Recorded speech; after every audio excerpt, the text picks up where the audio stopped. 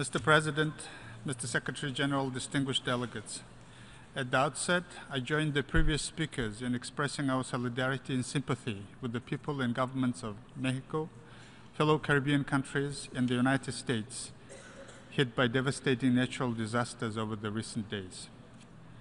Mr. President, occurrence of natural disasters across the globe has become more frequent and their consequences even more disastrous. By some calculations, the number of natural disasters has quadrupled worldwide since 1970. There is a growing need for better regional, national, and local readiness and a stronger regional and international cooperation. As part of this effort, Mongolia is hosting an Asian Ministerial Conference in July 2018 to effectively implement the Sendai Framework for Disaster Risk Reduction. As a result of climate change, Mongolia is exposed to multiple environmental challenges, including desertification, drought, land degradation, and wild forest fires. Thus, preserving ecosystem balance, protecting natural resources, ensuring the appropriate use and rehabilitation, as well as promoting green economic growth are the main goals of the Mongolian Government Action Plan for 2016-2020. All of us, developed and developing nations alike, have committed to work together to address newly emerging issues induced by climate change.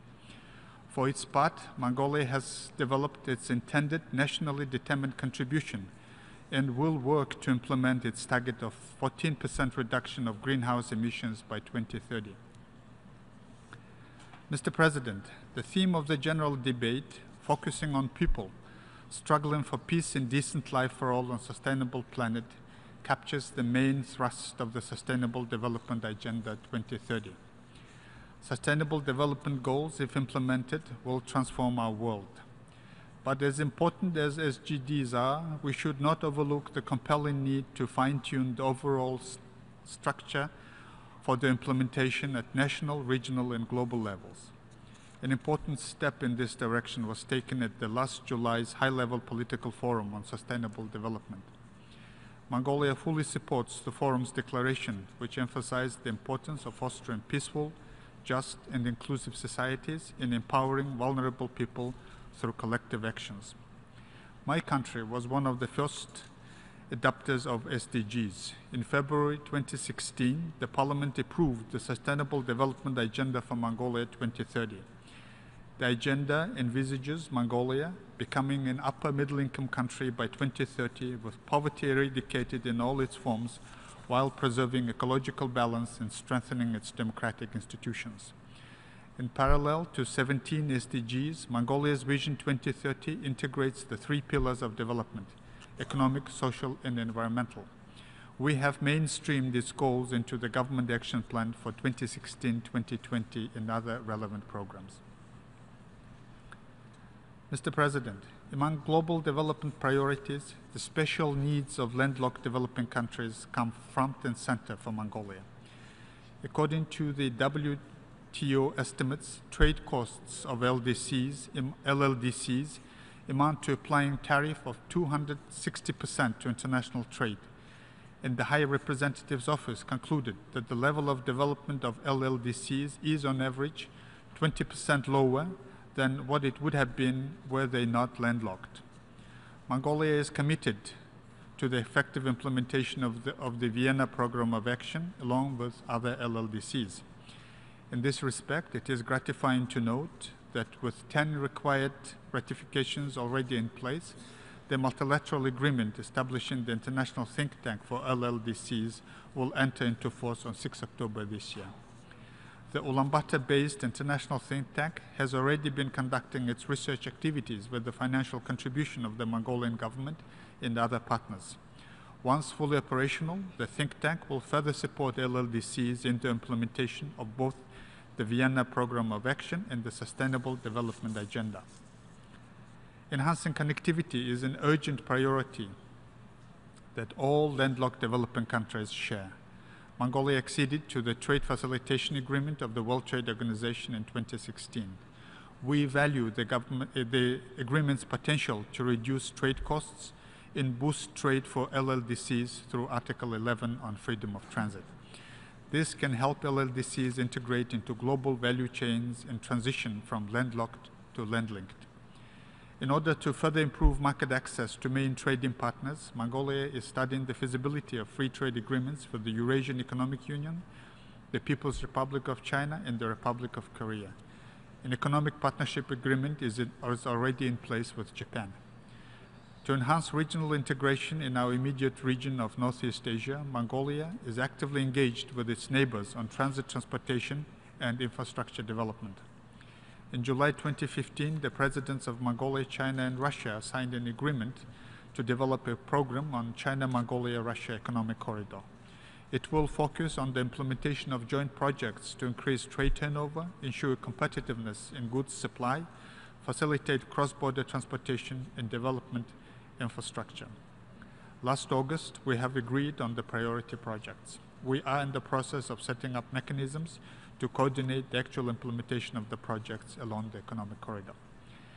In December 2016, China, Mongolia, and the Russian Federation signed the intergovernmental agreement on the international road transport along the Asian highway network, marking another major step in trilateral cooperation. Mr. President, Mongolia is keen to further work together with our two neighbors and other partners to improve rail, road, air, energy networks, and pipeline infrastructure and increase access to the sea. Mongolia's state policy on energy, adopted in 2015, set an ambitious goal to produce 30% of its energy demand from renewable sources by 2030.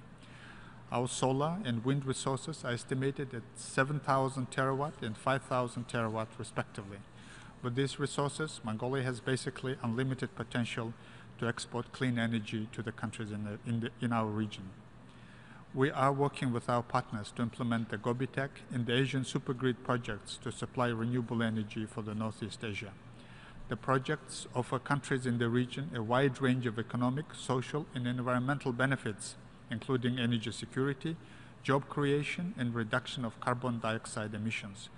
We look forward to working together with bilateral and multilateral partners on these important projects.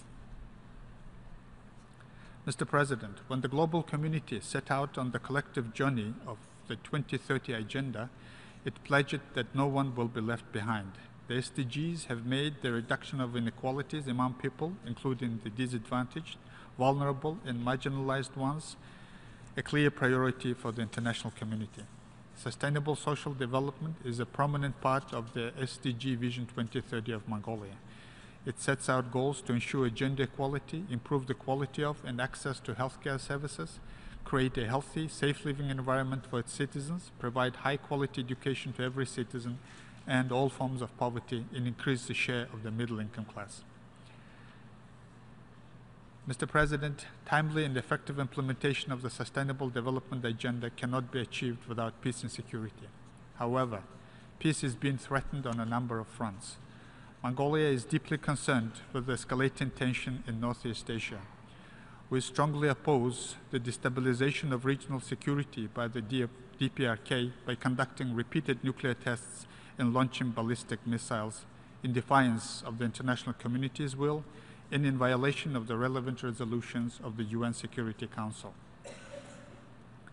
As a country with a 25-year-old nuclear weapon-free zone status, Mongolia reiterates its principled position that the Korean Peninsula must be nuclear weapon-free.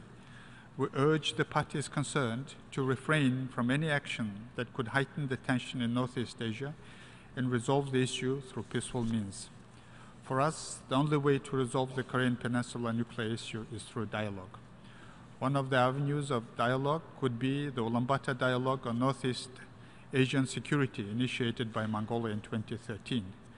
We have organized its 4th International Conference on Ulaanbaatar last June.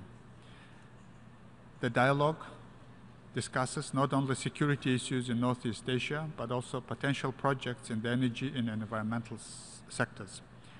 As such, the Ulaanbaatar Dialogue is an open dialogue mechanism that ensures the participation of all countries in the Northeast Asia. Mr. President, current tensions have only deepened the concern associated with nuclear weapons. Mongolia welcomes the adoption of the Treaty on the Prohibition of Nuclear Weapons on 7 July 2017. So long as nuclear weapons exist, the risk of their use will persist. The only guarantee of the non-use of nuclear weapons is a total elimination. Pending the achievement of this ultimate goal, it is critical to ensure the early entry into force of the Comprehensive Nuclear Test Ban Treaty and vigorous implementation of action plans agreed in the final document of the 2010 NPT Review Conference. We must also put an end to the protracted stalemate at the Conference on Disarmament.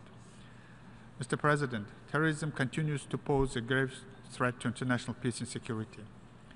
Terrorist activities around the globe remain unabated. We commend the Secretary General, Antonio Guterres, on the establishment of the new UN Office of Counterterrorism to provide strategic leadership to the global counterterrorism efforts. It is disheartening to see in the 21st century that the world is facing the largest refugee crisis since World War II. An unprecedented number of people, including the Rohingya Muslims, are forced to flee their homes. The horror of human tragedy unfolding during these forced displacements must stop. The current humanitarian emergencies require comprehensive responses, which ought to include three elements: ensuring dignity for refugees, support for host countries, and addressing the root causes. It is the shared responsibility of all of us to promote safe movement of persons and respect international refugee laws, human rights, and humanitarian law. Large movements of migrants require equally close attention. We look forward to the adoption of the Global Compact for Migration in 2018. It will hopefully provide a critical tool for the protection of the safety and human rights of all migrants, regardless of their migratory status, and strengthen global governance on international migration. Mr. President, today the role of the United Nations peacekeeping is growing tremendously. Mongolia is proud to be contributing to the purposes and principles of the UN Charter.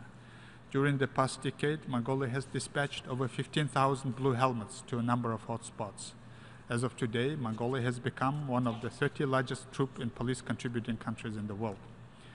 Mongolian peacekeepers are known for their dedication, skills, and community-friendly behavior in peacekeeping and reconstruction efforts.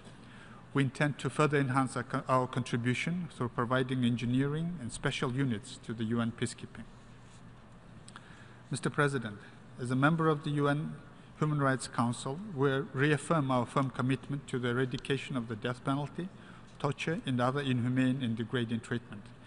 4 days ago, we hosted, together with Argentina and the European Union, a high-level event to launch the Global Alliance to end trade in products used for the death penalty and torture. Strengthening the democratic and open society governed by the rule of law is a long-standing priority for Mongolia. Accountable institutions, access to justice for everyone, significant reduction of corruption, all these are key ingredients of sustainable development as envisioned in SDG 16. Mr. President, at a time when the world is facing a myriad of global challenges, it is unsettling to have multilateralism questioned. In today's globalized world, no one state can tackle the challenges of the time alone. Global issues require global solutions. As a guarantor of peace and security for all nations, large and small, the UN is the center of multilateralism. But we must enhance its role as a center of not just multilateralism, but effective one. We commend the Secretary General's vision of the UN as an instrument for a surge in diplomacy for peace. A high-level advisory board on mediation recently established by the Secretary General could not have been more timely. Its 18 eminent members bring to the board an unparalleled spectrum of skills and, most importantly, credibility that is so much needed for mediation. In conclusion, Mr. President, I wish to reaffirm once again that Mongolia fully supports the Secretary General's reform vision to make the UN less bureaucratic and more efficient, productive, and field-oriented. After all, this is the only way that the UN can become stronger and more responsive to the people it serves. I thank you.